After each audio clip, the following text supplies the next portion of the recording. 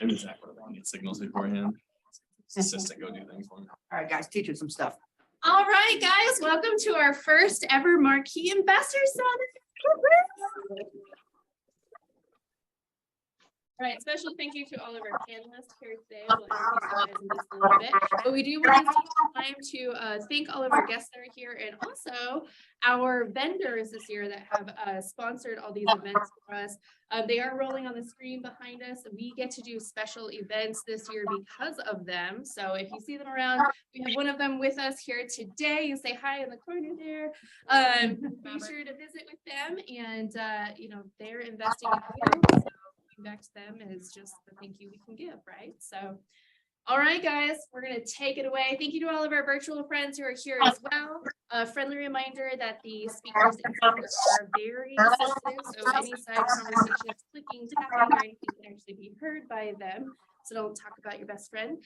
But then also, it is being recorded, so any of those side conversations may be heard. Careful, okay?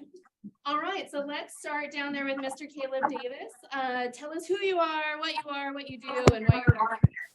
My name's Caleb. What I do, buy and sell real estate a lot. I also run a team. Have a handful of rental portfolios, and I guess my current role is Chief Investment Officer for KW Properties, which is a real estate fund. Thank you. Ryan? I am Ryan Sotman, and I have been a real estate agent for a little over 3 years now. One of the reasons I got into being a real estate agent was because I wanted to start investing. What I am human. And sorry. I think that's probably it. All right, Logan? I'm Logan Mosley. Started real estate October 21. About a year and a half into the business, came from Bank of America. I have rental properties and I buy them kind of a different way than you'd expect. And that's kind of my niche. And I work with a lot of these guys pretty closely up here on this panel. Randy? I'm Randy Gibson. I've been an agent for 10.5 years. Literally a year ago. So I've been primarily focusing on fix and flips, but now I'm buying my first short-term rental, and I'm thinking I'm going to start doing more of that, and just doing a lot of short-term rentals, long-term rentals, and then I'll probably continue to flip because that's always been my thing, rehabbing properties. Julie Jones-Klockner? I'm JJK. I have been in the rental world for the better part of 15 years, focusing on property management. We do own some investment properties. I've had big portfolios. I've had times with no rentals, and now we have a handful of them. Again, expertise in the property management end of things. I've been doing sales for about 4 years, and Courtney Clendenin with her food going in her mouth is the right hand to property management. So if you haven't met her, I think you do. Last but not least, Mr. Reggie Resper. I'm Reggie Resper. I've been an agent for 10 years. I started invested in 2019. Actually, in 2019, I had no rental properties. I never bought a house, and now I own 20 doors and 2 short-term rentals. And I love buying. I always fix and flip. So I mean, fix and rehab. I never want somebody else's work. All right. Well, today our questions are going to go. It's just very conversational. So if I direct one question to one person, feel free to jump in however you see fit, and then we'll just go along that way pretty organically. So Ryan, you mentioned that you got into real estate strictly because you wanted to do investments. So what I guess started? So you wanted to do investments, and why? And then why was it real estate that was the caveat?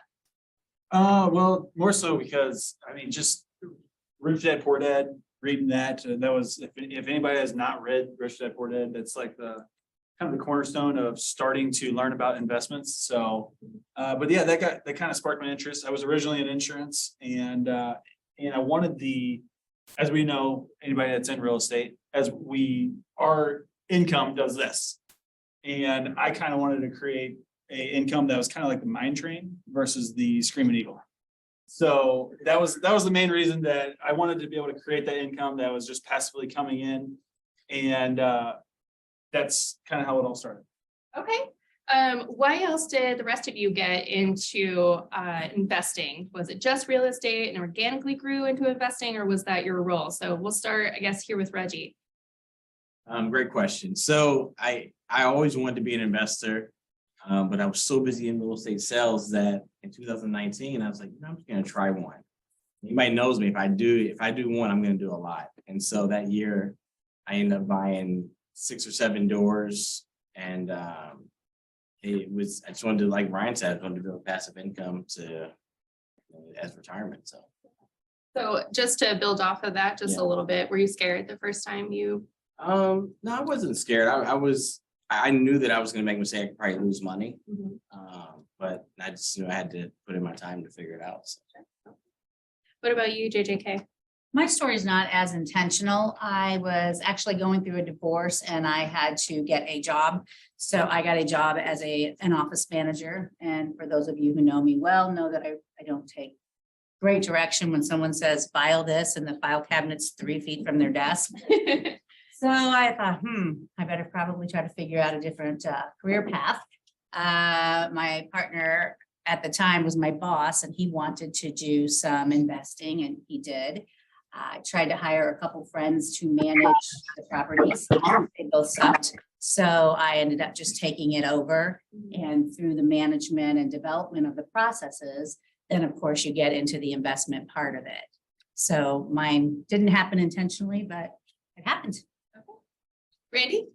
For me, I mean, I was a contractor for years, and then I was also trying to be an agent on top of that. And I was working 100 hours a week, 7 days a week, working for all these other investors, making them all money. And I'm like, why am I not doing this for myself, right? So I just, I don't know, I was on vacation and I was sitting in a hot tub and I was just like, what am I gonna do next, right? And so I just, right then and there, I'm like, I'm just going to start investing in real estate. And I got home and I just started making phone calls and like, who can I find for lenders? I need money to start this thing up. And it was like the next week in that process. And then I bought my first property a month later. And actually I bought it off of him. January. So yeah, he was a brand new agent, like 2 months in. Yeah. He's like, hey, I have. But looked at it and we made it happen. And I've just been going ever since. That was really good. Yeah, that was a really good deal, yeah. And you're like Reggie, you rehab all your own. As far as what do you When mean? you buy them to rehab them. Yeah, All right, Logan.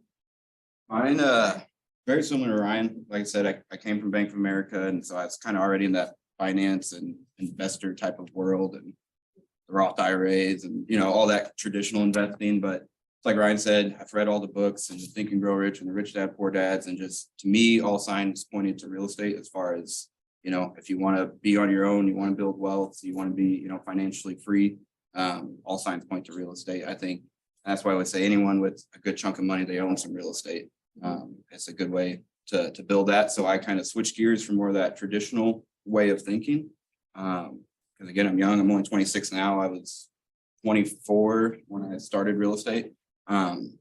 So I just kind of changed. I know I have the time to go back and do the more traditional methods, but I came in it investor minded. I teamed up with Caleb because, I had known him and I know that he's in that more investor world and all that. So licensed agent and all that, my retail business is I look at it as just, pay the bills, but build the brand, build my name, get myself out there. And it's a good way to find these deals. One of the houses that I own as an investment property was a listing that I couldn't sell. So I bought it. And now it cash flows and I'll make a lot more money off of that house owning it than I would have the commission on it. And then I started from ground zero, don't come from much and all that. So I've learned through multiple people and just, being self-taught and all kinds of different ways of creative financing. And so learning how to structure like owner financing deals, subject to deals, assumptions, stuff like that. Both my rental properties that I own, I bought subject to their existing financing. One of them cost me about $450 to buy it. A few $100 a month. Well, hang on to the rest because there's a lot of healthy Yes. nuggets there. So Yes. hang on, we're gonna get to that. And then, so let's round back to you, Caleb, because I'm sorry, Logan, because you've got a lot of good things there. Caleb, go ahead. I can't even remember what the original question was. I'm so sorry. Hold on. How did you get into real estate or why? Oh, yes. How did you get into investing? Was real estate the caveat or was it organic that you grew into Yeah, it? so I grew up a very lower income blue collar family. I wanted something different for my life. My dad was never at sporting events. He never got to come see me do anything. So I definitely knew I wanted a different outcome of my life than the way I grew up. And I was doing construction. I got into investing that way. I later became a real estate agent after I had a successful investment company. Okay, awesome. So, Can I say one thing about intention? So Yes. something that I like everybody did, this is what motivated me. So I started learning it through real estate that you can make a lot of money. And there's a difference between being rich and being wealthy. And I realized that no matter how much real estate I sell, I could become rich, but never wealthy unless I did something with that money. And so that was my intention of saying, what am I going to do with this money? How's it going to be worth more? How's this house going to be worth more in the future? So that was my intention.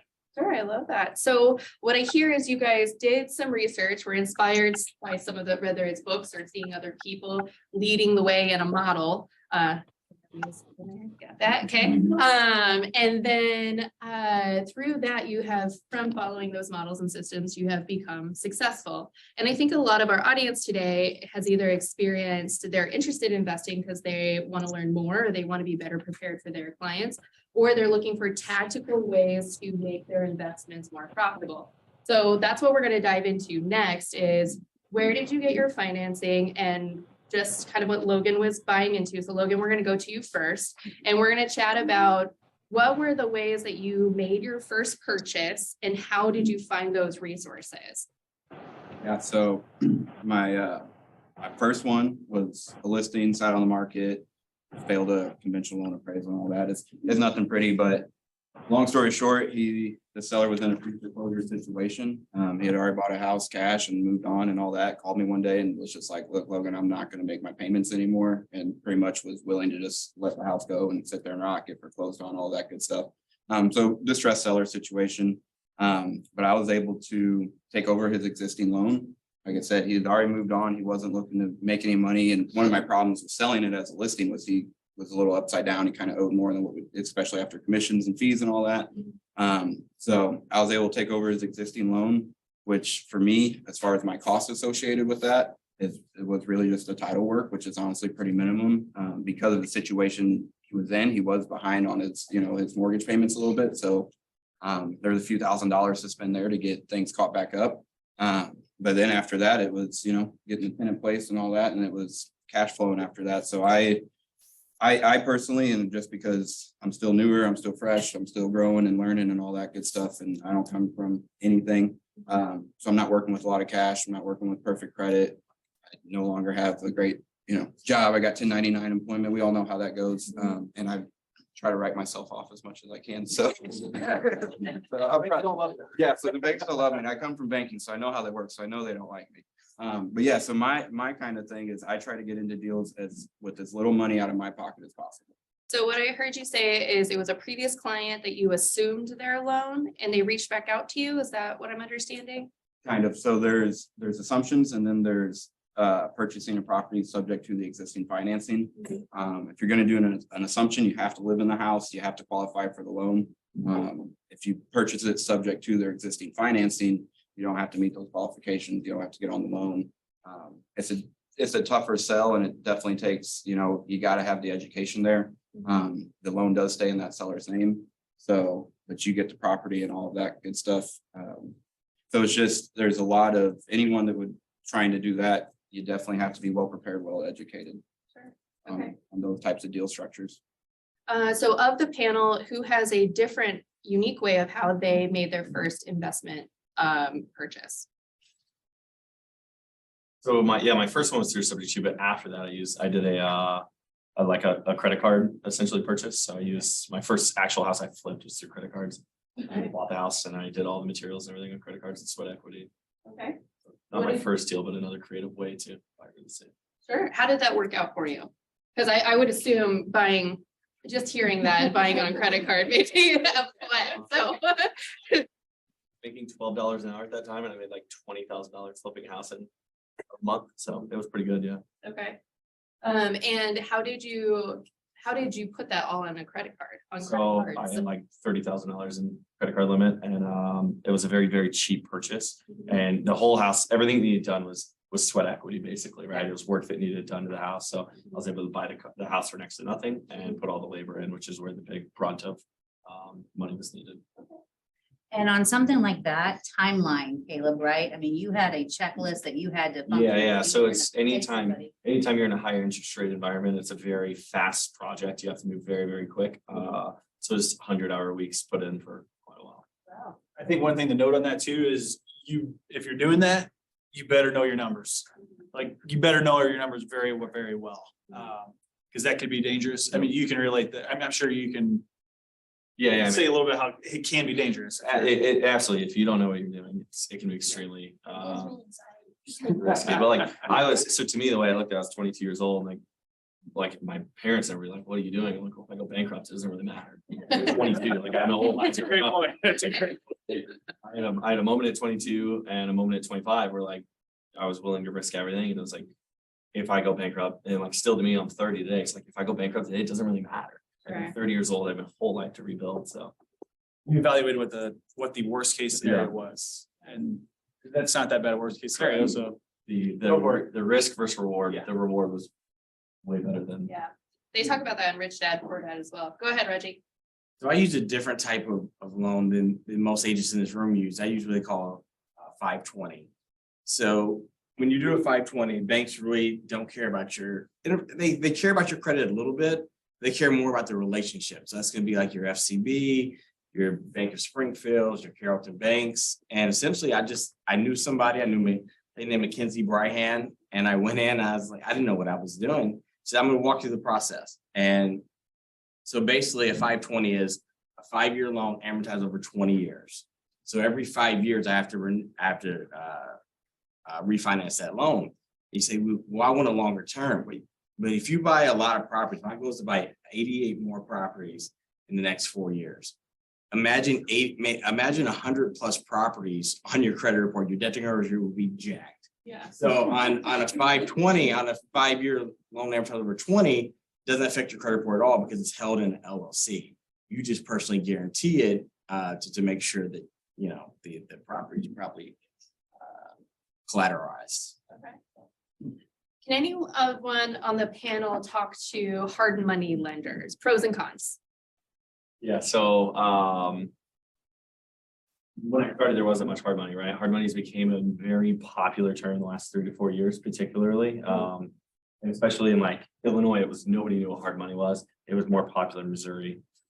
So hard money there's very different structure. You have 10% down or it's 100% financing. And then you have Dutch hard money loans, which is where you have to make the monthly payment every month. And you have hard money lenders that also will roll all the interest into the back end. And those are loans that are very figured on your experience, your credit score, the deal, but they're very heavily based. Your first deal with a lot of hard money lenders is typically gonna have a higher interest rate, higher points. So I'll talk about other companies. So Faster House, they do a lot of hard money lending. It's 10% down. I think, are they like 12% right now? Okay, so 10% interest rate, and I believe they're 2 points to originate. So they're 10% down. 3 Doors is 100% finance. They're 3 points to originate and 13% interest. So you can kind of see the difference. If you have some skin in the game, you get a lower interest rate. And what you do is you allocate most of them where it's 75 and 80% of, I'm gonna use this term ARV. It's after repair value, what the house is worth when it's done. So they would loan up to 75 or 80% with the current market conditions. Most are tightening back to 70 and 65% of after repair value minus repairs. And now, Randy, you've had a lot of experience with finding a lot of different types of financing. What has been most successful for you? Well, I mean, so far I've pretty much used hard money for everything, and I love it because I have to I think the most that I've had to bring to the closing table was like $3,000. I mean, high interest doesn't really bother me because I'm getting these things done so quickly. It's like 3 to 4 months of interest, right?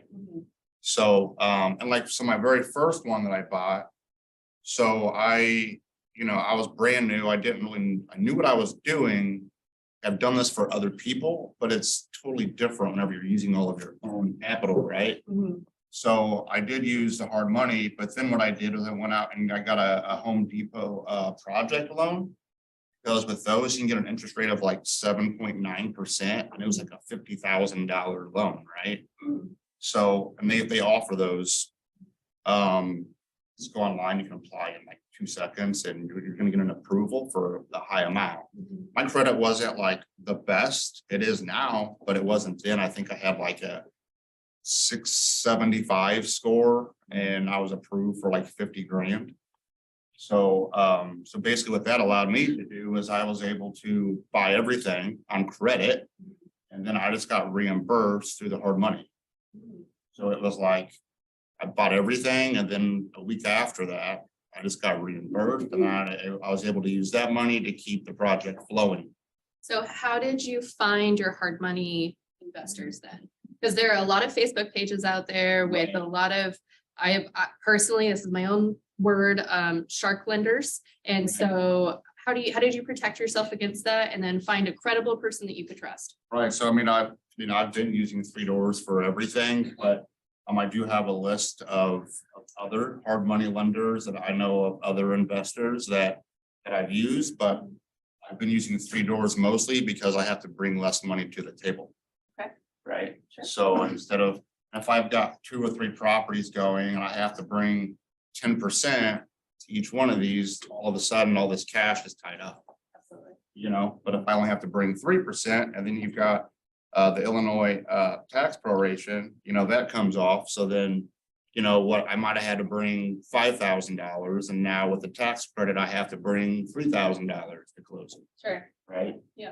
So there's a lot of math happening in here, and some of us don't math. How did you get or become an expert in those kinds of conversations? What do you mean by the conversations? Recognizing if it's a good deal or not. Was there an algorithm that you learned? Was there someone who sat with you? I've honestly, I spend a lot of time. All I do is think. Like literally, my mind is just always moving. So I just did a lot of research. I talked with a lot of other investors. I've grown my investor network. Now I probably associate with 40 or 50 investors. I talk to some of them like every single day, because you really have to get in with people like us and other investors to really figure out kind of what everybody else is doing and how they're strategizing things. You have to ask those questions. And before, I was just always afraid to ask those questions, right? Because I've always been somebody like, I'm just going to figure this out. Well, it's not always that easy, right? Right. But if you know the right people to ask those questions, things do become a lot easier. Go ahead, Reggie. So Randy's right, like you gotta be connected with people because you go in those groups and they want to sell you something. But something that was beneficial for me was using a system called Bigger Pockets. They have calculators, my first one, actually I still pay for a service, I rarely use it. But you could put your whole renovation in there and it's gonna give you a baseline number of it is a good deal or not, is it gonna cash flow? But I think just picking up on a service like that, like meeting investors like Randy or going to, read as much as you can in Bigger Pockets or a group like that would be very beneficial. So what would you say is your benchmark for identifying if it's a good profit or a good investment? And we'll go down the line on that. So what's your benchmark for that? So there's a rule that everybody knows, the 1% rule. It's very simple. It's only my litmus test though. So 1% is I should get 1% of my money back every month. So a $100,000 investment, the tenant should be paying me $1,000. And what that's it should apply that if it's gonna be able to cover water heater breaks or repairing furnaces over the long term. I actually really shoot, so I rehab all my own properties. I don't do it myself, but I paid for it done. I'm shooting for a lot of times 2%. I want to see 2% back because I'm controlling the process. But that's only my litmus test. But at the end of the day, I look at it, I say, I at least want to make somewhere between $150 or $200 a door. But I've taken less before because my end goal is when I retire, that's my retirement. So. What about you, JJ? We were talking about that at our morning meeting, and I'm always apprehensive to talk to investors about what they think is a good deal, or let me rephrase it. I'm always apprehensive to tell them what I think is a good deal for them. And I want to listen to what they think, because people have the 1% rule. They have the ROI that has to be double digits. They have, you need to drop out $250 a month per property profit after you put away whatever it is you want to put away for repairs. We have one investor in our property management portfolio who was young enough that when he bought his properties, he didn't care if he made anything, as long as when he retired, they would be paid for. So it's kind of, why you do something or what you use as your gauge is really up to you. You learn that from the relationships that you build and learning from other people. For us, because we're older, we just look for a certain amount from each property. So when we retire, we can count on that monthly check coming into us. Yeah, I mean, for me, whenever I'm looking at a property, I'm looking for multiple exit strategies. Just have one exit, I'm probably not gonna buy it, honestly. And what I've learned is so like I bought one and I thought that I was going to turn into a rental property. But then I got down into the crawl space, right? And I'm like, I don't want to be under here ever. And I'm like trying to find like as soon as you tell a contractor, hey, it's in the crawl space, all of a sudden, like the repair costs like quadruple, right? Because nobody wants to get underneath that crawl space. Yeah. So, but as far as like any kind of algorithm, I can't say that I really follow anything to a T. Like when I'm flipping a property, so a lot of investors, whenever they're flipping, they're fine with, making $20,000 a flip, right? But for me, like, it's not about quantity, it's about quality. So whenever I buy mine, I'm trying to buy less and make more, right? So for me, I'm not gonna buy a property unless if I'm flipping it, I want to be able to make $50,000 on that one property. Yeah. If I'm going to rent it, preferably, I would like to be able to make about $300 a door. That's just kind of where I'm at. Logan?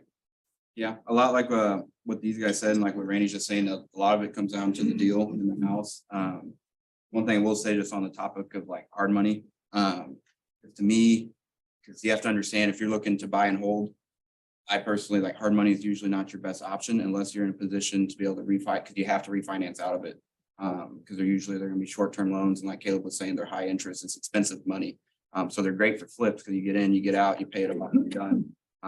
So that's where I kind of look at it, because if I'm looking at the house and it's like, if I, how can I buy it? If I can buy it, creative financing or a way that I can buy it and hold it and keep it for myself. Just like you guys said, and again, I'm young, so I want the asset more than I want the cash flow right now. The cash flow is great. I'm not me, and I have a business partner, Zach, as well. So we own our rentals together. We're not really taking money home off of them. We're trying to use that to build back into the business so that we can have some more cash to work with. Ideally, $200 to $400 a month for each door, and cash flow is great. But for us, it's more, because that's the other thing you got to look at as well, especially if you're a young investor, is how much equity is in the home. Is there potential to grow the equity? Because just like Reggie was saying, it's a retirement plan. My motto is, you don't sell houses. I know we're in the business of helping people sell houses and buying houses, but I personally don't want to sell any of my houses. It's the asset. You own the asset. There's so many advantages too, because you own that house for a few years, you build the equity. You can take equity out of that home, use it to fund other projects, other investments as well. So there's a lot of perks to just simply owning that asset. So anything I can do to own the asset, and if I can make, a couple $100 a month off of it, that's great. If it's something I don't think I can buy and hold, then, if the spread's there, like, kind of Randy's saying, if the numbers make sense, then I'd get some hard money and, flip it and make my money that way. So it just kind of depends on the deal and which route I want to go. Okay. Ryan? What was the question again? I know, I apologize.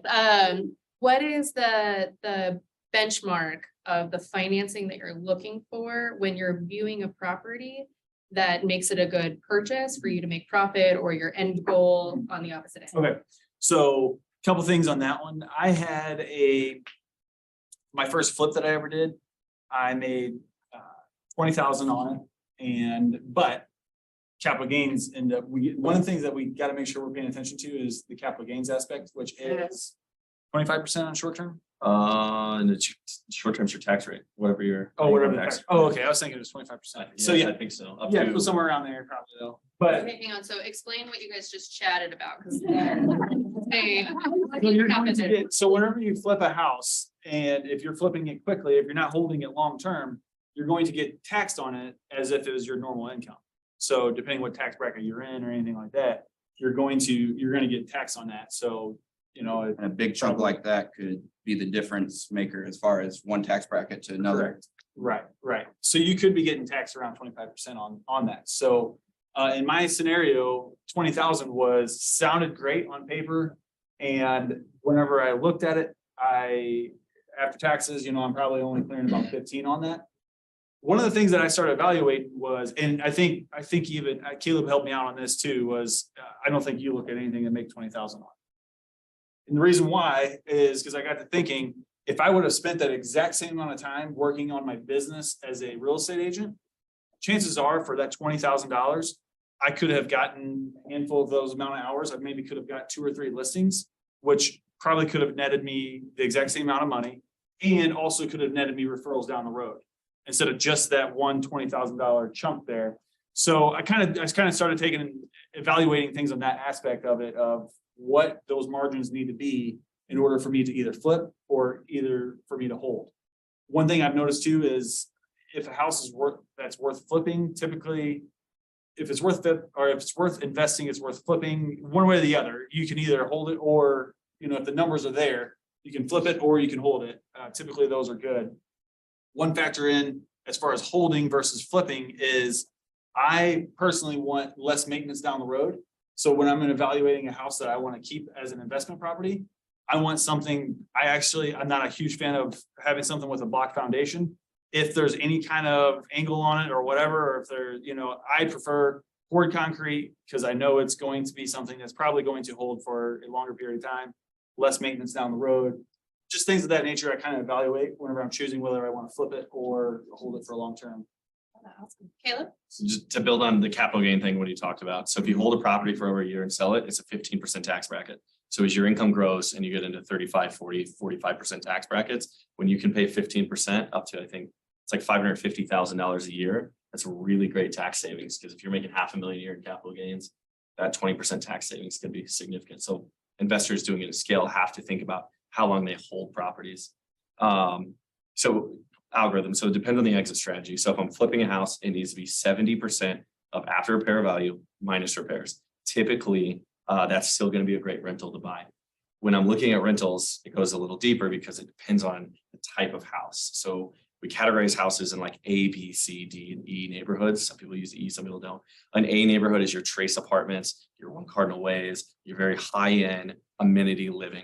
The way that people buy those is with zero cash flow. It's strictly an equity appreciation play. And then you have houses like in Edwardsville, your $200,000, $300,000 houses. Those you can buy at 1% and do really well. They're going to appreciate. You're going to get some cash flow. They're good deals. When you start buying in like Granite City, rougher parts of Collinsville, you really need a 1.5 or up to, and then as you get into like Madison and East St. Louis, a 2% of your total cost to rent, because somewhere like Granite City is going to have a higher turnover. The tenants are going to do a lot more damage to the house. Somewhere like Madison, where you can get really high rents for what you pay, is going to have huge turnover and tons of work. So when you're thinking about these different deals, think about what is my time worth, which is kind of like what Ryan was talking about there. What kind of deals do I want to do and how much do I want to work? So starting out, like, I think buying property somewhere like Collinsville and Granite City at a 1.5% is a really, really great return. You're gonna work more, you're gonna get good cash flow, not much appreciation. Once you get a $2, $3, $4 million portfolio, you're gonna wanna start buying stuff in Edwards, Oakland, Carbon. It's gonna really great appreciation, not as much cash flow, but you don't need the cash flow. Your goal is building long-term wealth at that point. And I'd say just quickly, because something like when he's talking, picking your area in Granite City like that, something I've learned kind of the hard way is I've learned that you have to do when you're buying Holden more research on where you're buying and the municipality, the occupancy requirements, all that stuff. Because somewhere like Granite, I'm from Granite, love Granite, have a huge sphere there. I don't really like buying property there, but that's because they make it kind of a pain for the landlords and all that. You gotta go to the police station, you gotta take a class, you gotta spend money and all that. They charge you monthly. So Laughing because she knows. but that's the thing, and that's something that you might not know. And you go buy the house and you're like, okay, I have this house, I want to get a tenant, I need to start cash flowing, I just spend all my money on this. And then the city comes in, and it's like, you gotta do this, this, and that, it's gonna cost you this much, that much. So I've learned to get a little bit more picky and to do that homework ahead of time. It's super easy, call the city or something like that. I've learned to love Rosewood Heights. They don't have occupancy, and it's a really nice area, and it's a nice house, and South Roxana School District and all that. So things like that you might not think of up front. That if I give you any advice, that's something I've had to learn the hard way. So that helps knowing that ahead of time, because that may be the difference of buying the house or not buying the house. And piggybacking off of that, factoring in on your numbers, we talked about the time it takes to get deals done. When you have a bunch of red tape you have to jump through, that's time on the market that you're not making money. Now, going back to the different neighborhood categories, if you do have a high turnover neighborhood, then you have to factor in those repairs that are going to be needed, but then vacancy time, because you're always going to have downtime with no income to refill that spot. So sometimes the difference is the Edwardsville 1% versus the 2 or 3 that you need in other areas. Reggie? So I have an example, if time permitted, that would tie in a couple of these things that people mentioned. So I went on a listing appointment a couple of years ago, and the guy was older, and he's like, man, I want to sell the house, but I don't want to do all the work. So this is a very complicated situation you're in, because you're there to represent him. And so I try not to buy in this situation, but sometimes it just happens. And he says, what will you give me for the property? Well, I said, John, I said the property's worth $225 in this current condition. And I said, I wouldn't feel right not giving you $225, what I said. So essentially I gave him $225. I put $70,000 into it, and the same numbers I gave him, I put $70,000 into it, and I sold it for $395. Then I had a problem, right? Because back to Randy's, I really didn't have a good exit strategy. I knew it was a good deal, but I didn't want to rent it because I didn't want that high of rent in an area of Glen Carbon with Collinsville schools. I was like, I don't love that. And then so I called my accountant, and this is gonna tie in what Ryan said. And I said, hey, I'm gonna have $95,000, $100,000. What am I gonna do with this money? And he says, okay, let me have the team run all the analytics on what you've got made this far this year. He says, okay, here's what I'm gonna recommend. This is not accounting advice. You have to talk to your accountant. I don't want the IRS come to talk to me, say, hey, Red, you said do this. So basically what we did was I took 100% of that income, and I got paid. I ran it through Marquee, and I took it all as commission. To do that, with my accountant's permission, he's CPA, so if I get audited, it's on him. So, but what happened was, because I was gonna take that money, I was gonna be taxed at a much higher rate, ordinary income, rather than run it through my LLC, and all expenses come out of my LLC first, because the company, Keller Williams, pays my LLC, and then I pay myself from there. So that's a good example. Like, you got to know the exit strategy. I didn't have a good one, Randy, but I was like, this is too good a deal to pass up. So I had to figure it out, and it's kind of tied in with Ryan. So what do you do with the money? Because that's a big thing. You get to the year, you thought you had a great year. You're like, tax man says, hey, you got to pay all this money. You had to rely on resources and relationships you had built to give you the advice you needed. Okay, so yeah, I'm glad you said that, JJK. So far we've heard get a mentor or talk to other people who have done it. do some research and try to make relationships with either hard money lenders, investors, your bank, whatever that may be. And then it sounds like visit properties and then do the research on the property about and look at it from either a tenant's eye or a buyer's eye. What would be the ARV on that, right? So it sounds like there's 3 key steps to that before you're making a purchase. Would you agree? Is there anything else in there that maybe is unique that you're like, hey, I had this experience? Because my question after that is going to be even more fun. So go ahead, Ryan. One thing I was just gonna add, I think you kind of need to evaluate what you want to be as an investor. There's a million different avenues that you can be. Caleb, when he first started, you were cash flowing at the time. You were working on that cash flow. Now you've kind of changed where you're more of a long-term investor type of situation. So when you're evaluating properties, do you want to be that person that's actively in there as a property manager or even hiring, even when you're hiring out a property manager, you still could be on certain properties, you could still be heavily involved. Or do you want a property that's going to create wealth down the road? Because typically we can't have both. We can't have cash flow and a long-term investment that's going to create wealth down the road. Typically it's one or the other. Every once in a while you'll find that unicorn that can get both. But so evaluating that is really, really important. I've kind of decided that I prefer the build wealth down the road, focus on my main position and build wealth as it goes, not necessarily cash flowing as much as I can per door. So something to evaluate. I'm kind of going back, I'm flashing back to my early days and our first portfolio was 32 properties and we did some flips. And I remember sitting in there painting spindles. So we talk about sweat equity and that's you doing the work instead of paying someone else. Okay, so then there's that time and money. Yes, you will just let someone professional paint the spindles. And you get out there and find a better way to make your money because that was a complete waste of time. But also one of the tricks I learned because I love to decorate. So the first house we did grays and the next house we did blues and the next house we did tans. If you really are going to do this in quantity, get the same boring color. Appliances, when your stove goes out in one, keep that for parts for the other.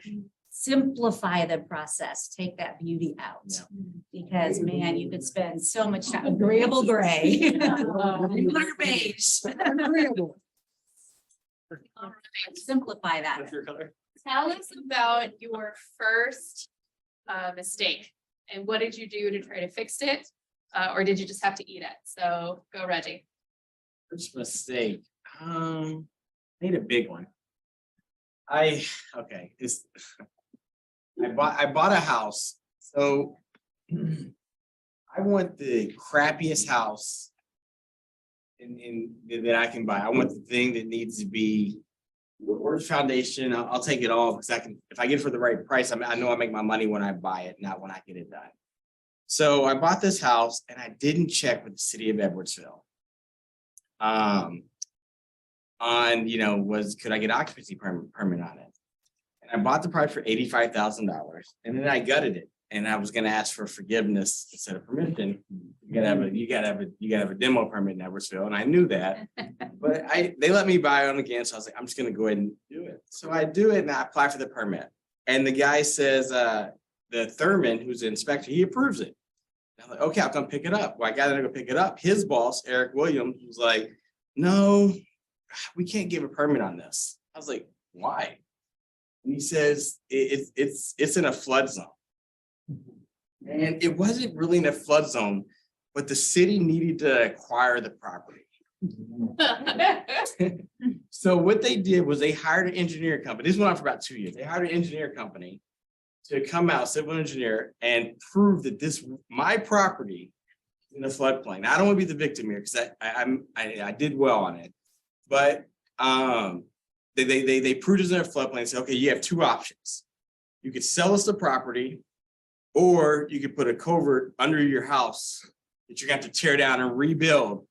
And that's gonna be about $250,000. So I hired a lawyer and I said, how about you guys pay for the culvert and I'll put the house back on? It's like, no, we want the property essentially.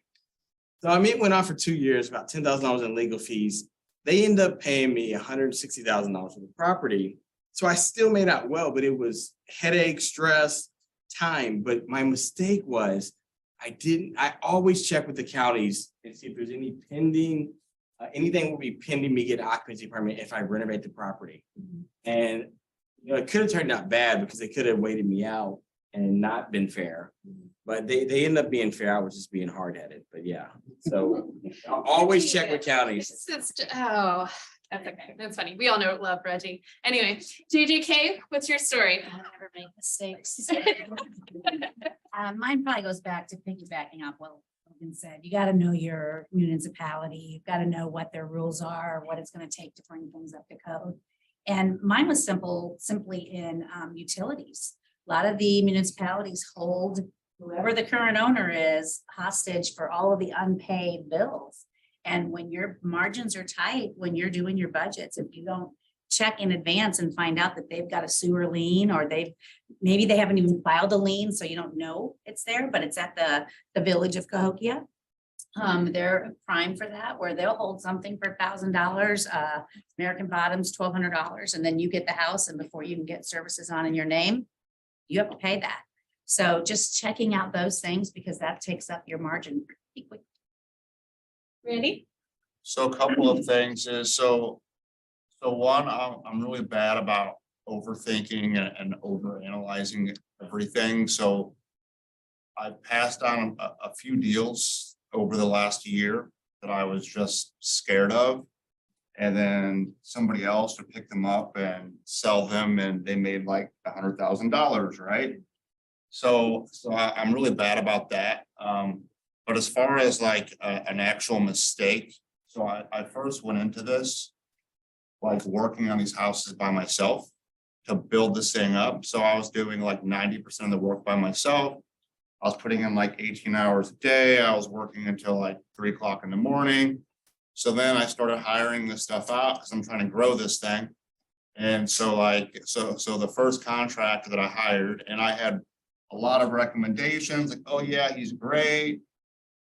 And so like a project that would have taken me like 2 months by myself, took this crew 4 months. They had 6 guys on this thing every day. And I'm like, what's going on? You know, I show up one day, they've got, you know, I'm supposed to have like all these windows replaced in the basement, right? I show up, they've got block in there. The block is just terrible. You know, my island was supposed to fit like 6 people. It's supposed to be a rectangle. Come back from vacation. Yeah, it's a rectangle that fits 2 people. You know, like, so like really, and Sheila knows because she's, you know, she's a good con, but really watch who you're hiring, and it doesn't matter, like you really have to do your research, because you know somebody might say, oh well, this guy is really good. Well, all this guy did for them was like change a door lock, right? Right. So you really okay, so what did these contractors actually do for you? And then you want to actually go and see their work, right? Because like this contractor, I'm not going to say any names, but like everything was just a disaster. But then like we'll post pictures of this work that he did on my house, right? And it's like everything looks beautiful because he fails to mention that like I made him correct this and I made him correct this, and he doesn't have a picture of this, right? Sure. So yeah, just really making sure that your contractors are worth hiring. Thank you. That's the toughest part. Yeah. Right, Not only the cheapest that's price. been my biggest hurdle, is finding those people. I'd say the biggest thing on that too is make sure you're checking on it. I think it's especially someone like Randy, when you're doing so many, it's easy to just kind of trust those people. Like my flip, I check on it on Monday and I check on it on Friday. My guy doesn't work on the weekends, but I want to see what it looks like on Monday when he starts working for the week. And I want to see what it looks like on Friday when he's done working for the week, because I want to see what you did that week. So I'm always up there first thing on Monday and first thing on Friday, just to see where everything's at when it comes to like the flips and stuff like that. As far as mistakes, like I said, you know, not checking with your municipalities and stuff like that. And it's and like JJ said, they become costly. And if you end up in somewhere, like I was saying earlier, like a Granite or anything, and you're already working on a small spread of only $200-300 in cash flow, and then you've got all this upfront costs and all these, you know, monthly or yearly fees to the city, your cash flow is gone. So then it may not be as good of a deal as you thought and all that stuff too. But yeah, you just gotta do your homework and frankly, everyone's gonna learn some lessons the hard way. It's just the way of the business. But I think that's where it comes into, meeting people like us and Caleb and Ryan and all of us up here and Randy. That house that Randy's saying, I told him it was his first flip. If I knew then what I know now, I would not have sold it to him. No, he made so much freaking money. Right, I've done a couple flips in an investment property, so. And I've been very cautious on all three, so I don't have any major horrible stories or anything, just a couple. Words of advice. One of the things, the very first flip we did was I did it with 3 other buddies of mine. And when you're doing anything like that, you got to make sure before you even start working on anything, make sure everybody's very clear as far as what the partnership entails. When it sells, we had what work's being done. We were all in there, wanted to do this ourselves and get our hands dirty and work on it. How you distribute money and things, get all that stuff figured out day one, so at the end of the day, we were all people that relationships were more important than money. But if you're in business with someone where money's more important than a relationship, it can go south very, very quickly. So we did not have all that stuff ironed out. So towards the end, whenever we started trying to figure out what payouts were, we had some disagreements, which ended up working out fine, but get that stuff worked out ahead of time. So I failed many, many times. I think it's important. I can come up with one random story, but it's really important when you fail to fail forward and figure out what your mistake is, because no matter what, you're going to make mistakes. Probably what would have been the cheapest thing I could have fixed early on was having someone review my deals. So I was a solo person for the first 5-6 years. I had nobody to ever look over like my deals. Fortunately, I was really good at reviewing deals, but I would have not bought some, because what happens when you're buying a house is emotions get involved. And when your emotions go high, all intelligence goes out the window. So it's really, really important to have somebody to check your deals and make sure that you're buying a good deal, because all it takes is that one emotional house that could put you out of business. I had one last year that I lost 70 grand on, and we got emotional about it. We loved it. It was a historic house. I'll never flip historic homes again because I've never made money on them. What's that? the wound is deep, it sounds like. Yeah, no, I've done a few and they're never fun. But I would say the most important thing is have someone review your deals that is much more experienced than you. Probably going to cost you some money, but it's going to save you a lot more money than it's going to cost, because deal review is so it's only a matter of time to you. So. Absolutely. And just in case anyone hasn't heard this before, and you guys can attest to this, is about when you're doing the flip, unless you're intentionally doing it as a luxury flip, you don't put in, put my experiences into this panel, but you don't put in the high-end luxury vanity with a $800 tub, even $8,000 tub, that kind of thing, just in case you've never heard that before. But it goes back to recognizing your margins and what your pattern is, right? And also then ensuring just the research that you guys have done. So yeah, go ahead, please. Screening your tenants. Don't get so greedy to place a tenant in there to get that money, because it costs you a fortune to get them out. By the time they don't pay, you go to court, you hire your attorney, especially if you're an LLC, you have to represent yourself or have your attorney. You can't have your property management company do it. I was in the St. Clair County Courthouse so often when I first started, because it was eviction after eviction after eviction, to the point where the clerk knew my name and knew I had a kid to drop off at school, so always put me on the docket last. Don't ever be that person where you have to be in there so much. Screen your tenants. All right. Was it forewarned? Do you have other ways of screening that? Well, we run the property management company, so we dig pretty deep into several Path that they've several, passed. background checks. New renters you don't want to have. I wouldn't say that. It's just, yeah, you just gotta do. History at that point, what do you use? That's. So that's a great segue into, are there any REI technologies that you guys recommend to help one, keep you on track, or identify a good flip from another one? So RE Simply is a really good CRM for real estate investors. REI Black Book is another really, really great CRM for investors. If you want to do more lead generation, around like distressed properties, sorry, my brain. Launch Control is a really great resource that it can pull lists for you, skip trace, and also do text blasting. Obviously it's extremely expensive, but you can pull like, we do like batch lists through it. So we'll pull like distressed sellers, like city red tags, high equity owners, and we'll put them into like a whole group and then use text blast those people. So Launch Control is a really, really good one for finding more leads. Anyone else use any real estate technology investment or investment technologies? Technology, so I'm old school. I drive for dollars. I do everything but technology. So, you know, I just try to stay connected with as many people as I possibly can. And I mean, I'll spend a whole day driving. Okay, And then I'll contact those people and try to work something out, you know. But for me, I always like to be moving around. I've never been one to like sit at a computer. I hate sitting at a computer. I'm so happy you're here right now. Right, and so like, this stuff isn't what I do, right? Because I'm just always out moving. But yeah, so me, I like being in front of people and networking with other investors, and that's really how I've been finding all of my deals. I think, I mean, just really the MLS itself. I mean, I think it can be a very powerful tool. We have access at the snap of our fingers, whereas whenever as agents to be able to see and evaluate a deal.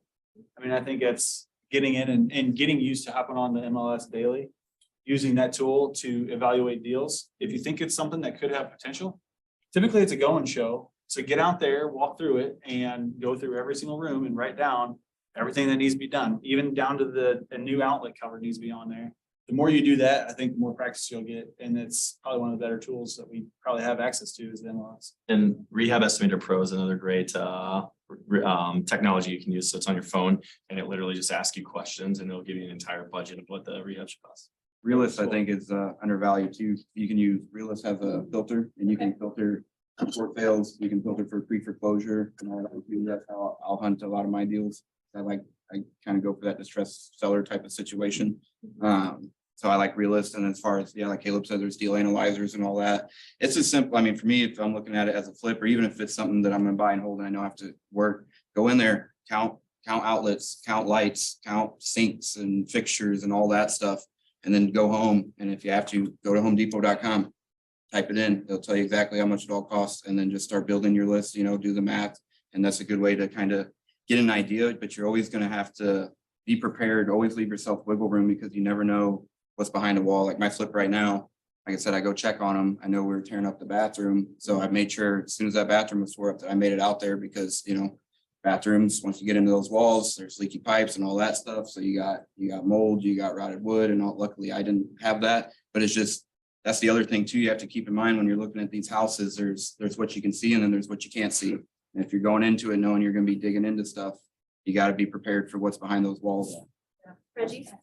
What was that? I'm sorry, what was that website again? Realist? You were saying? Really, if you're the agents have access to get, so you have your Maris MLS and then you have Realist, which is mostly like your tax information and all that, but they have filters that you can search for. That's under MLS also. Yeah, on the dashboard. On your Maris dashboard. You say it was a good No, to look at, you just said a second ago. Rehab Estimator Pro. We have an account for that. So Go ahead, Reggie. So, this is technology that I don't use though. So it's a property manager manages all my property. I don't want any involvement. I don't want the owners, I don't want the tenants to know who I am. It's a little challenging because they have to sign a disclosure, say that I'm a licensed agent, but we're working on, you know, hiding me even more from the public. I was getting calls. So make sure your property management company uses good technology. You know, there's several out there, but you know, there's nothing worse than giving an Excel sheet with your profit and loss for the month or stuff like that. So I know Julie, I know you guys use great software in Buildium. So just find a property management company that has it if you're going to use a property management company. So that's a great segue into the next section, which is about property management. Like JJK, go ahead, sorry. So I do use Realist here and there, but another thing that I actually do also is like, so if I'm looking at a property that I'm thinking about purchasing, I'll also go and I'll actually visit all the comps in the area that are actively on the market. So even though I can't really use them as an actual comp yet, it still gives me something to kind of compare within, you know, a mile. I'll look at like 5 or 6 properties just to kind of see where I'm at. If that makes any sense. So before JJK, we start highlighting the property management side of it. Do any of you guys use the county tax sales in order to purchase your properties? That's an old boys club. It's really, really hard to compete at the courthouse steps. They're gonna bid you up to get you to leave. A lot of times you're still stuck with the liens and stuff on the Yeah. property, and then you have the potential of that owner being able to buy you back out of it. Sure. A lot of them are Last time set you up. can't get into the property. Yeah, and you Yeah. usually, you can't see them, so I'm blind. a lot of, yeah. There's good feedback, just in case anybody was wanting. It's to a utilize that really, resource. really hard thing to break into. So- With a bribe, it was easy. In jail, Yeah. bribe, it was easy. So JJK, I'm so happy you're on this panel today because there's a lot of conversation about time and money and effort and does the investment, whether it's money or time, outweigh at the end? So I know that you have a property management company. How did you get into that? Are you utilizing that for your investments as well? And then what would you say to anybody who is getting into the investment game? So we absolutely use it for our investments. And Courtney and the team manage for several top real estate agents. So I'm pretty proud of her for that, for building a business that is that substantial, that she can do that so well. But my thought is kind of like Reggie, I don't want those calls. I don't necessarily want them to be knocking on my door, calling me, asking me for repairs. I'm about time is money.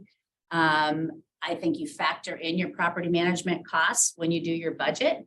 That just should be a no-brainer, and go out and use the resources of somebody who focuses just on that and their area of expertise with a tremendous support team, whether it's us or anyone else, versus doing it yourself. That's just me.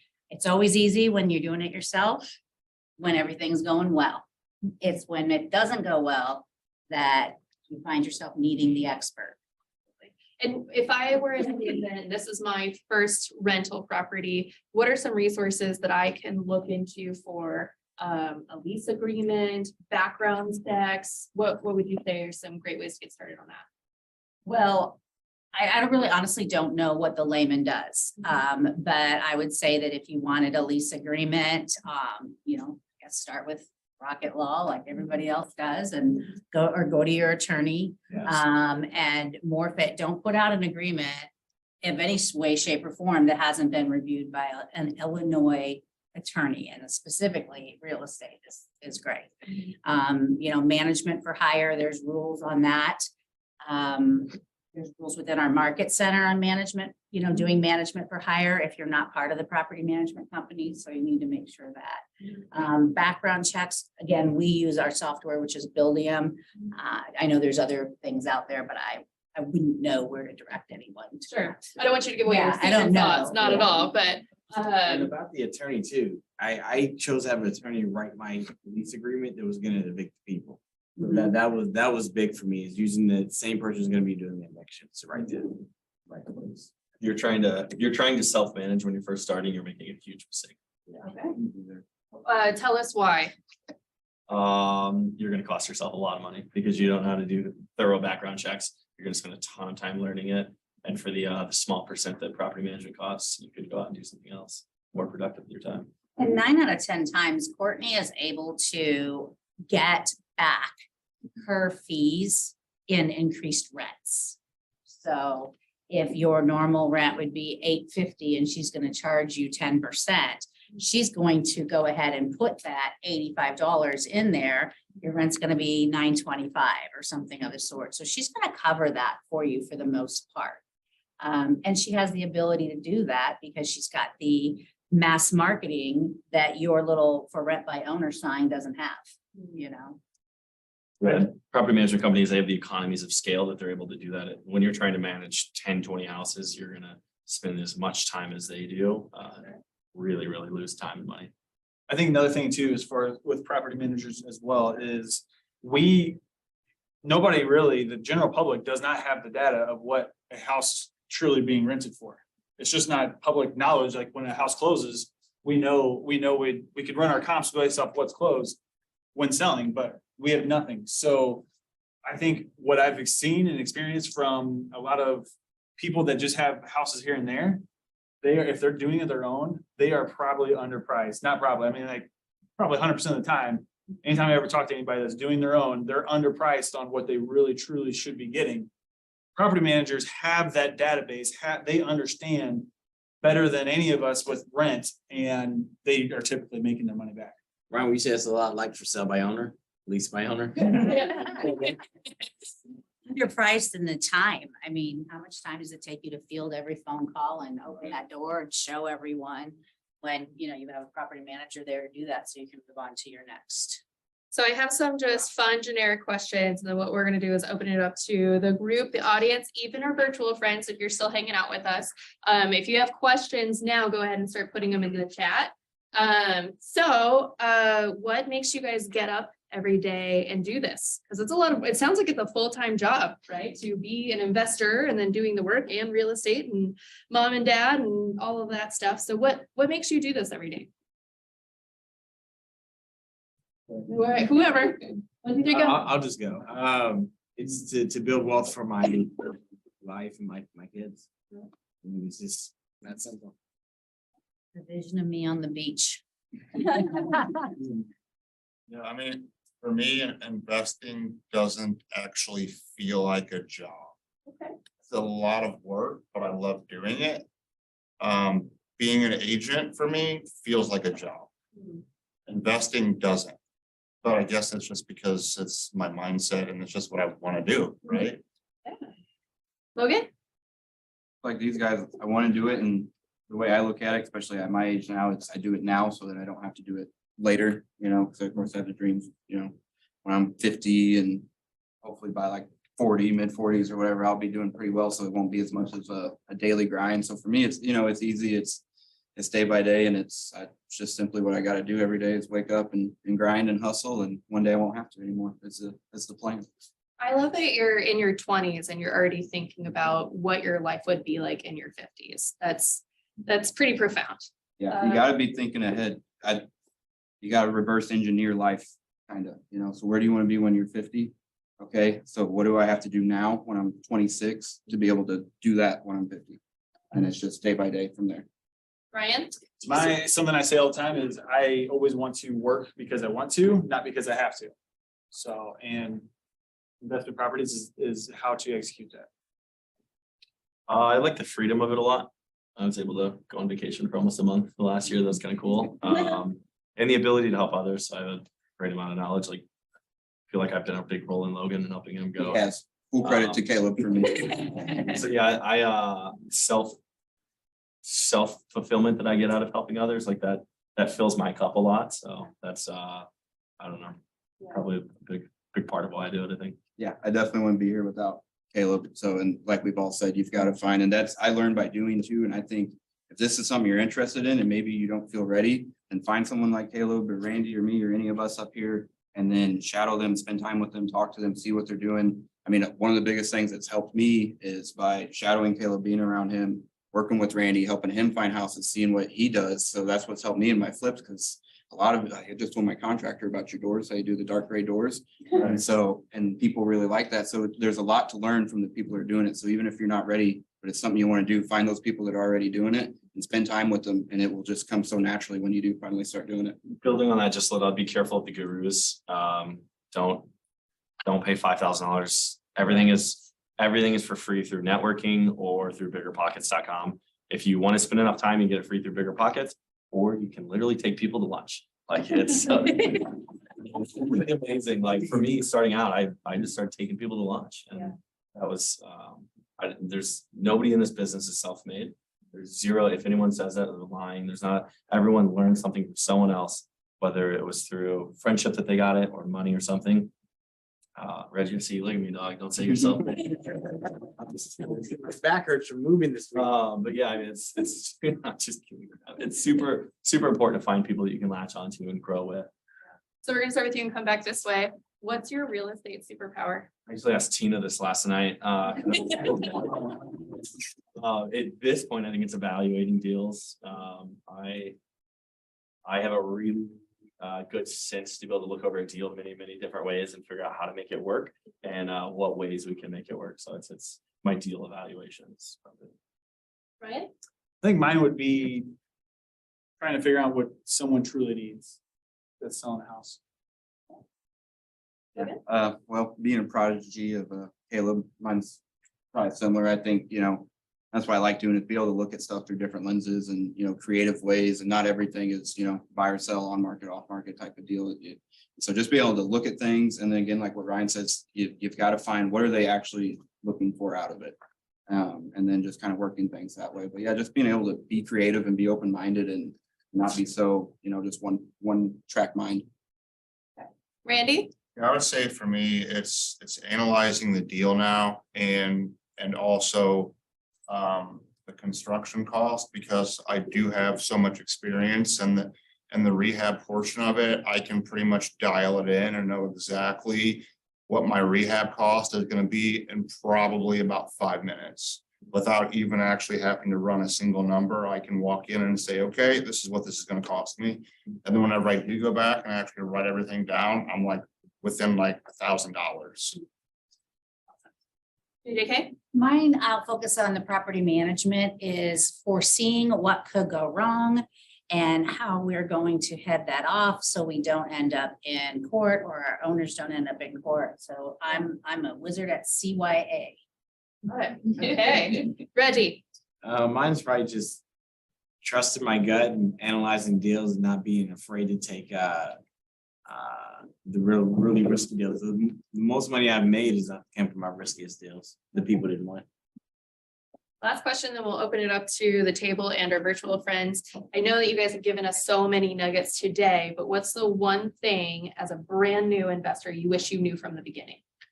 Yeah, I mean, if I would, what Logan said, I mean, if I started at Logan's age, I wouldn't be sitting here now. I wouldn't be working. I tell my kids, my all three, I guess I got 5 kids now. Blended family. Don't ask the name. Don't ask the name. Three of my kids are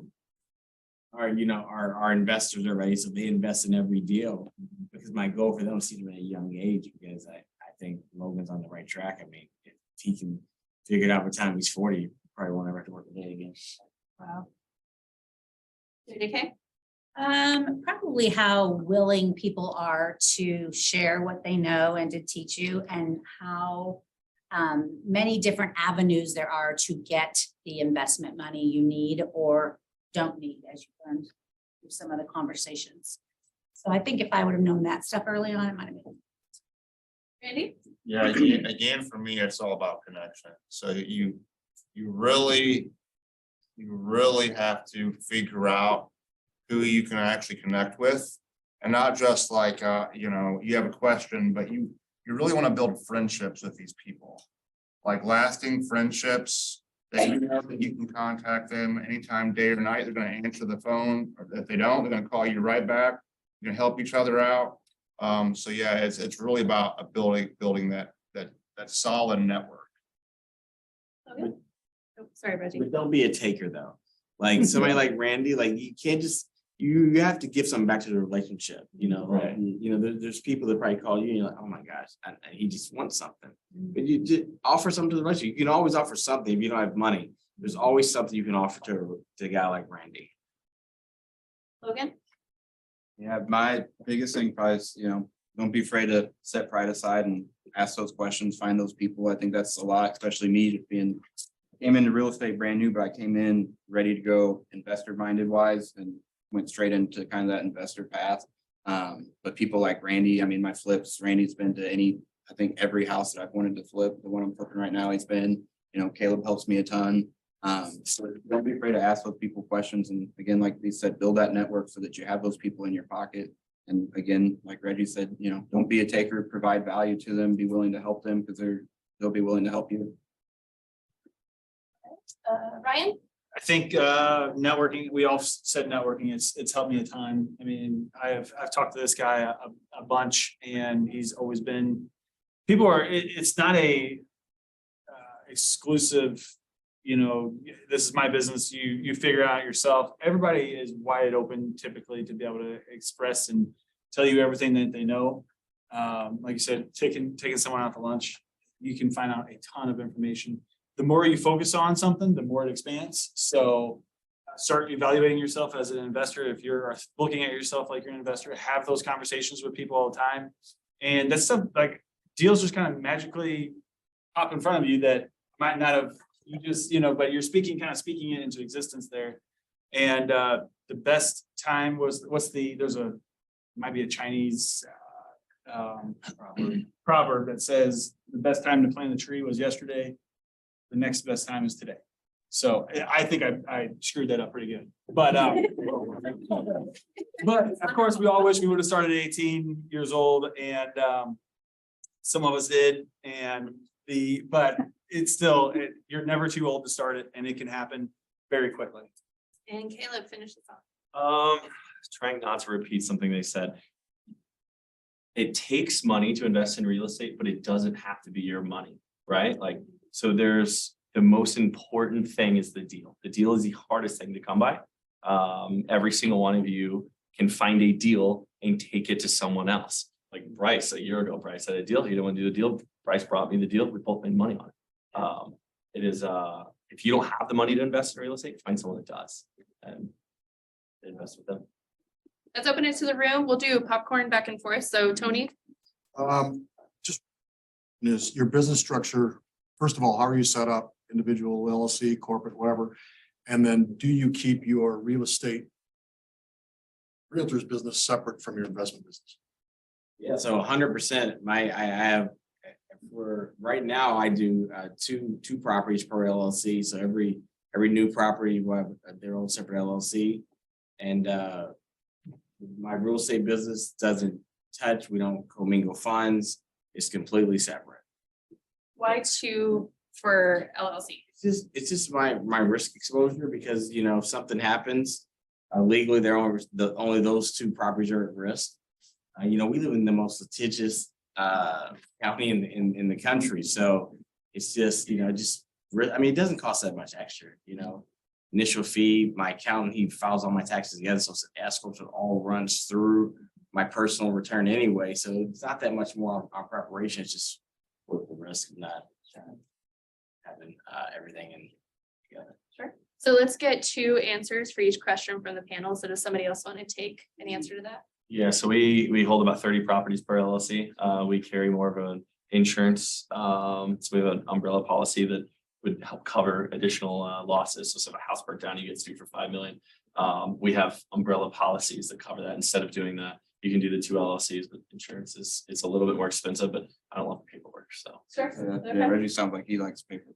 I would do it. I would think, in short, Leverage. if you're gonna own the properties, you wanna have them in an LLC, Yeah, because it's gonna protect you, the person, better. And then like me, my properties are in LLC. I have an LLC that holds my rentals, and I have an LLC that I use specifically for my flips. And then all my retail business is just 1099, just me. yeah, make sure your retail and properties need to be in different entities. Umbrella policy and speak to professionals, because each accountant's going to tell you what's better for your situation, whether it's 30 properties or 2. But an umbrella policy is key if you get into this business. This Thanks side, for mentioning that. question on this side. It's cheap. Jack? For vetting contractors, do you have any like specific questions you ask or like a process for doing it? Well, I mean, for me, like, I already know the questions to ask because I've done it. So it's gonna be a little bit harder for somebody inexperienced to really ask those questions. But generally, I can know pretty quickly whether or not they know what they're doing, but what I've learned, honestly, is so from now on, I will never hire one contractor to do the whole project ever again. I'm literally gonna act as a GC, and I'm gonna piece everything out individually. That way, if something's going wrong with this one particular contractor, I'm not stuck in a position. I can get rid of, okay, so I've got a flooring guy, he's not working out, he's not showing up, I can get rid of him, find another flooring guy. What you don't want is you've got one contractor that has all your money tied up, now all of a sudden they're not showing up. You know, the work isn't up to par, it's taking them 2 months longer to finish the project. Right, but so I would say, like I said, the biggest thing is just, if you don't really know how to do any of the work. You're really gonna have to make sure your numbers work.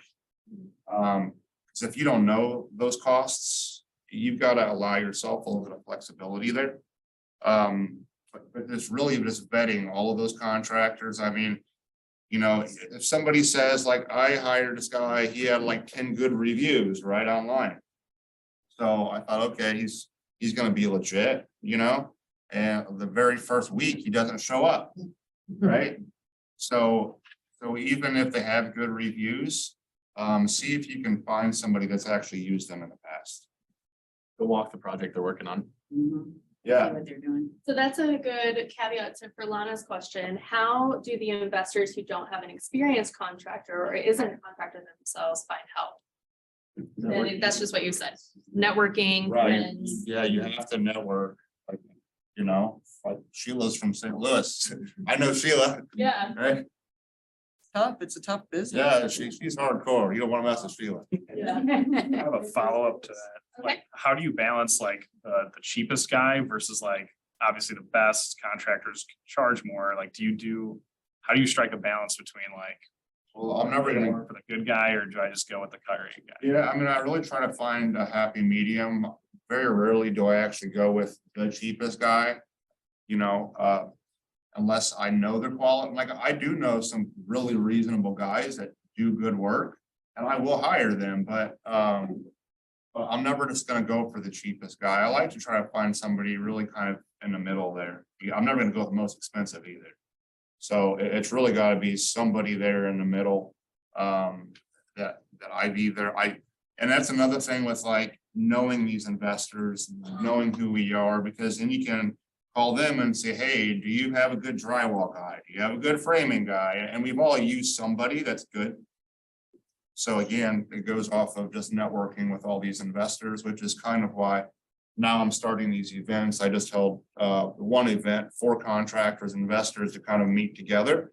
And then I'm going to be doing another one in March, on March 16th. And then I'm doing an event in 2 weekends where I'm going to let other investors, new investors, come to one of my flip properties and kind of walk that with me and kind of get that whole experience, if that makes any sense. Honestly, if I had to answer that for Lana, that's probably the hardest. If I have to say, that is the hardest part, is pairing with your contractors. And then it goes to Reggie's point of don't just be a taker. You know, contractors are busy, and if they're not busy, there's a reason for it.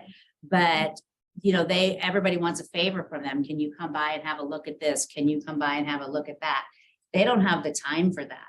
And if they do, you might want to dig a little deeper, but send them all the information that you can, and don't pit them against each other. You know, we all used to get 3 bids for everything, and that's a good way to start. But eventually you're not going to be able to get those bids because people aren't going to come do work for you because all you do is take from them. Right. So make sure that you do develop the relationships early on, and don't steal their time all the time.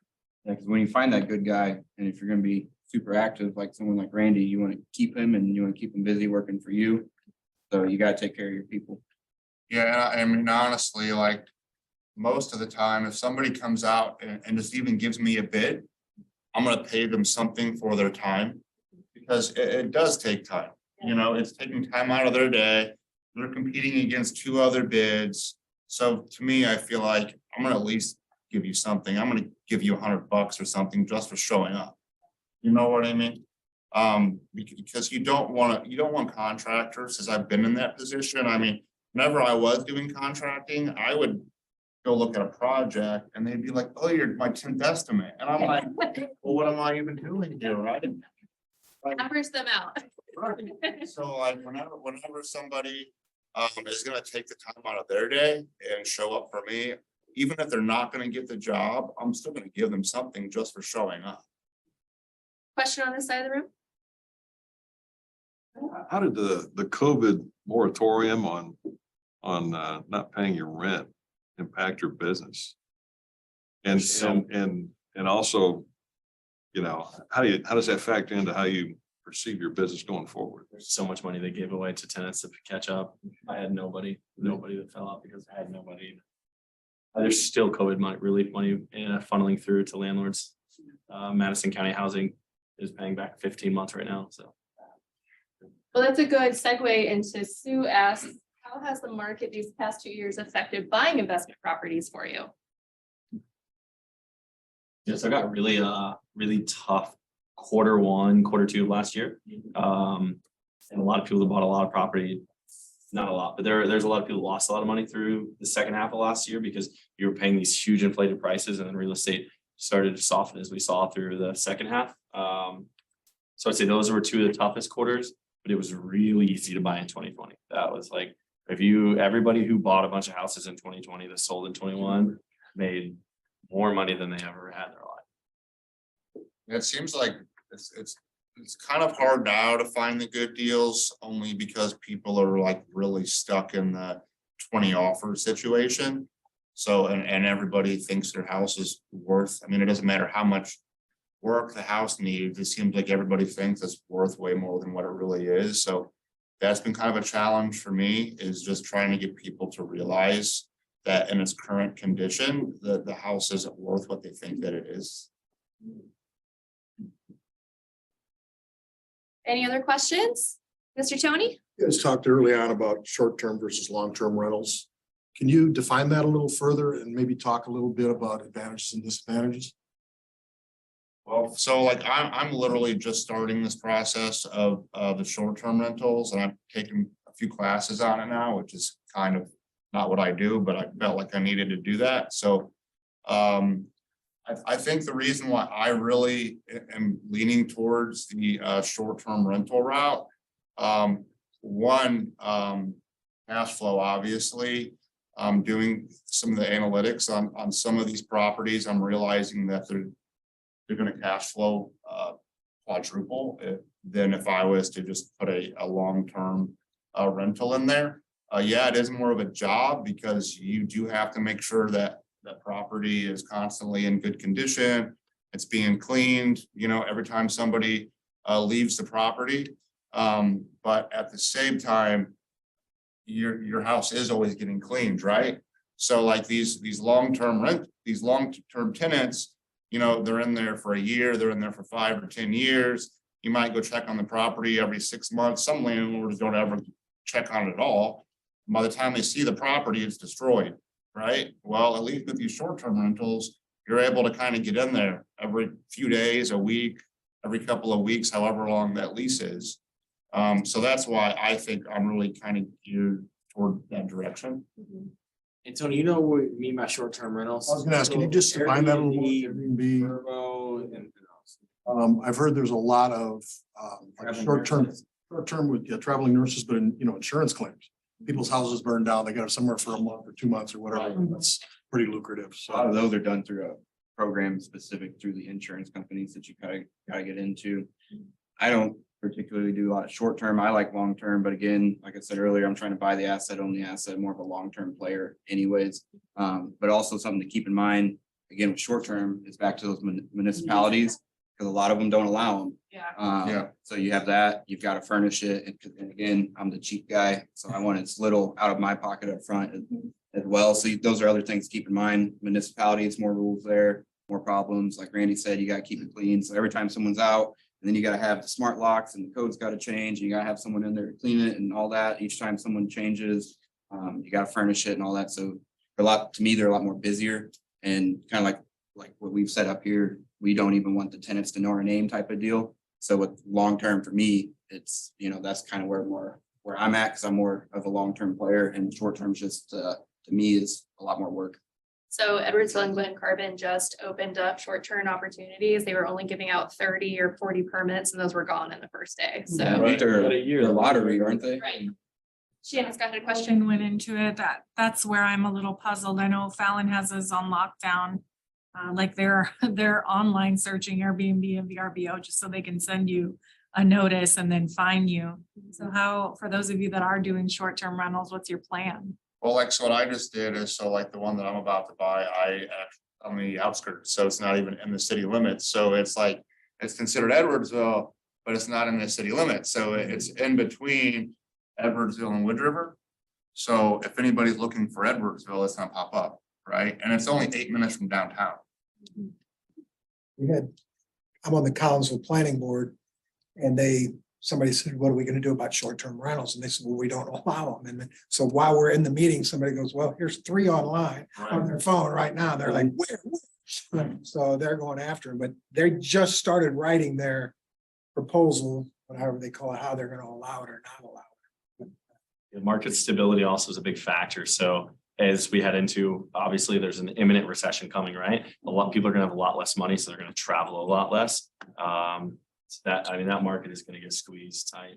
Cities want the Airbnb charges you a tax, just like a hotel does. And the city's complaint is that Airbnb is horrible about getting that money back to them. St. Louis City, they actually bumped the tax rate up to almost triple a normal residential home. So commercial. So they put it into a commercial tax rate. Thank you, Jack. And you had taxes go from being like 3,000 to like up to 10,000, $11,000 a year. So that's how the city's going to start to recapture that. And I think items like that are new or new to the area, you just have to do 2 things, and it's have a system and model and something in place to present, and then be an advocate for what you want to the municipalities. They're hesitant because they don't know how to do it. You're hesitant because you don't know how to do it, and therefore ignorance stops it all from happening. So if it's something that you're passionate about, find the tools that work and present it. We'll take 2 more questions. So Alberto asks, what are some areas of opportunities that everyone is excited about? You mean like opportunity zones? Alberto, do you mean, you can come off mute if you want to answer. You mean like ships, or are you talking about real estate? Are you talking about short-term versus long-term rental? Can you define your question a little more?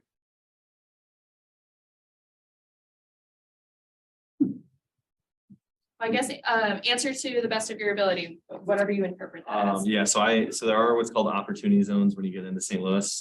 They have like tax programs and stuff for you to invest there. I personally stay out of them because they're the roughest areas of St. Louis. But if you mean like what areas over here are really great to invest in, I think Edwardsville is the best town because look at everything they're building here. I mean, this town is going to continually growing.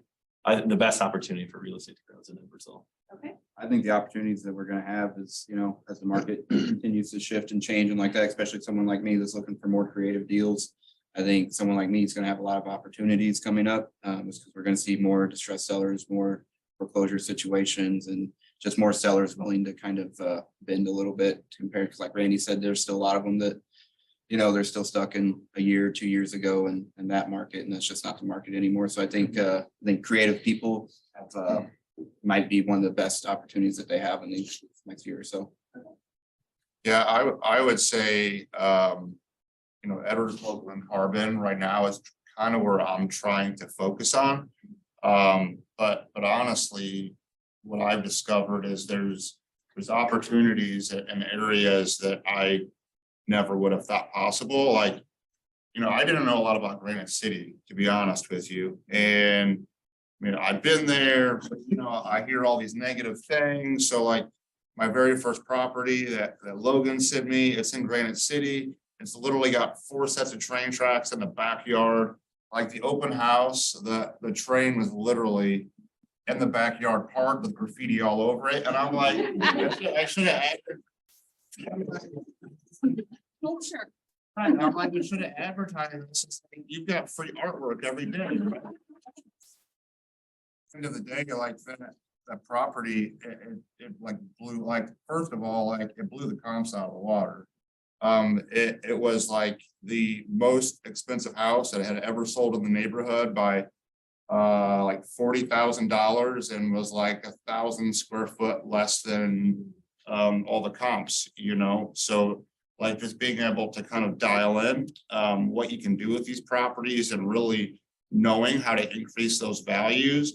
I think that you can really, there's really opportunity pretty much in every town around here.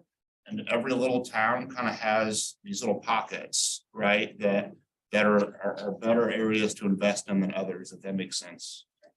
One more question. Go ahead. So like when you're an agent, you get your 1099 commission check and you split that, right, for your taxes and stuff. How do you guys put back money for your rentals on what your income is based off that? So that's a great question. The Market Center doesn't 1099, they don't 1099 me personally, they 1099 my company, my LLC that I've set up.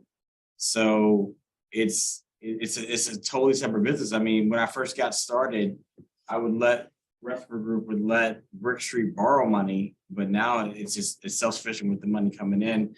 And to tie on a little bit is I use very little of my own money to buy any of my real estate deals. So there's not a lot of expenses that, you know, if I'm rehabbing the property, the bank's giving me a loan for that property. As long as it appraised for 25% more than my loan, then I don't have to put any money into the deal. So. But I meant like for rent, like if you're making Oh, I'm sorry. $1,000 on rent, what do you do with the That's a profit? Julie question. Do you just put the whole thing away and just wait for a mistake, or do you take like $200 to yourself and then 800 to savings? Like, I think that goes to where you are in this stage of the game. We put it all in an account and it just sits there. But if you're at you're at that point where you need that to cash flow out, just have a steady $200 paycheck to yourself, however your accountant has it set up. I don't think there's anything wrong with that. Just make sure you keep that cash flow. We always tell our owners, don't get into property game. You can't cover rents on your properties for 2 months.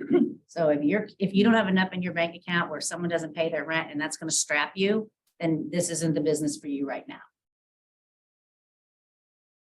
Still 4 to 5% vacancy rate. On the average. Yeah, I mean, I'd like to say we're a little lower. Yeah. But If you're starting, like you're saying, you put money away, yeah. 4 to 5% is a good number to say. Well, thank you guys so much for your time today. Yes, absolutely. Okay, so to all y'all up here who invest, how do you make the decision on whether you're buying that property or you're giving it to your clients to buy your investors? Great question. I mean, I know it's Crazy. I never buy a property my clients are interested in, except for my own personal house. That's another story. But yeah, if they want it, they always got first right refusal. I mean,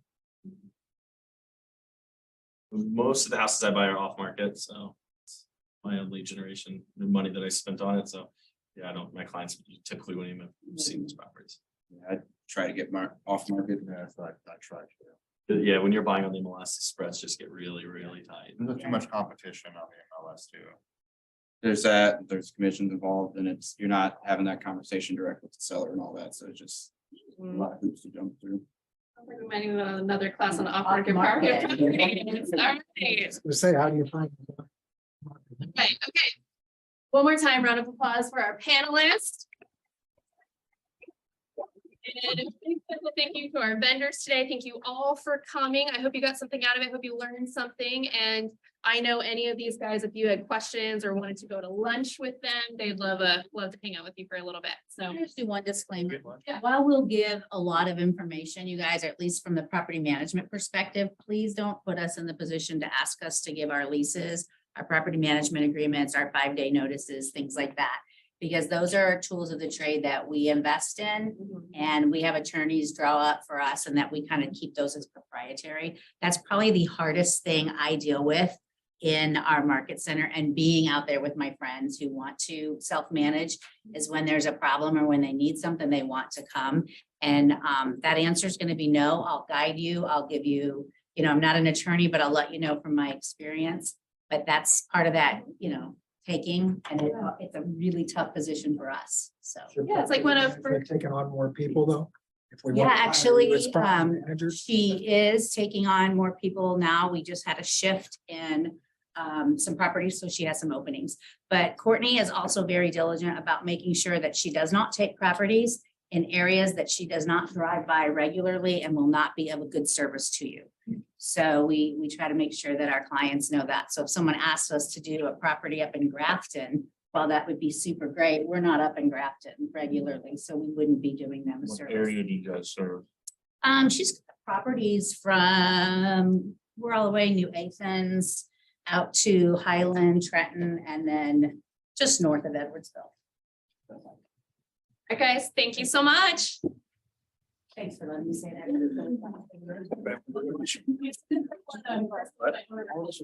That's what I was-